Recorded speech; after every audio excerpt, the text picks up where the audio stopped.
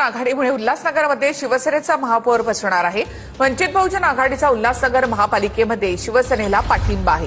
वंचित बहुजन आघाडीचे उल्हासनगर महापालिकेमध्ये 2 नगरसेवक आहेत। उल्हासनगरमध्ये उपमहापौर पद वंचित बहुजन आघाडीला मिळण्याची शक्यता आहे। उल्हासनगरात वंचित बहुजन आघाडीमुळे शिंदेंच्या शिवसेनेचा महापौर बसणार। वंचित आघाडीच्या 2 नगरसेवकांचा शिंदेंच्या शिवसेनेला अधिकृत पाठिंबा जाहीर।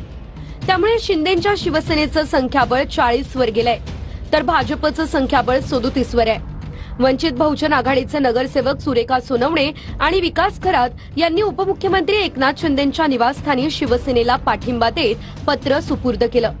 तर उल्हासनगरात उपमहापौरपद वंचित बहुजन आघाडीला मिळण्याची चर्चा आहे। शिवसेनाचे आम्ही लोकांनी इथे डेव्हलपमेंट्स बघितलेले आहेत आणि ते बऱ्यापैकी तिथे करत आहे आणि त्याच आशा घेऊन आम्ही या शिवसेनेला आज इथे पाठिंबा देत आहे की आमच्या एरियाचा तिथे विकास झाला पाहिजे, आमच्या समाजाचा तिथे विकास झाला पाहिजे। या कारणाने आणि या विश्वासाने आम्ही शिवसेना बरोबर इथे येत आहे। हे फक्त उल्हासनगर मर्यादितच ही हे झालेली आहे आपले इथे युती, बाकी इतर ठिकाणी नाही आहे।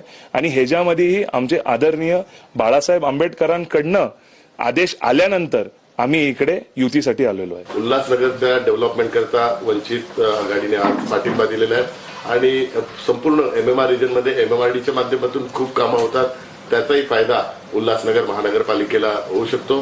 त्यामुळे विकासाच्या मुद्द्यावर वंचित आघाडीने पाठिंबा दिला, त्याबद्दल त्यांचं मनपूर्वक आभार मानतो। शब्द पण दिलेला आहे की उल्हासनगरचा विकास करताना समाजातील प्रत्येक घटकाला न्याय द्यायचं काम हे शिवसेनेच्या माध्यमातून होईल आणि या वंचित आघाडीच्या पाठिंब्याने होईल।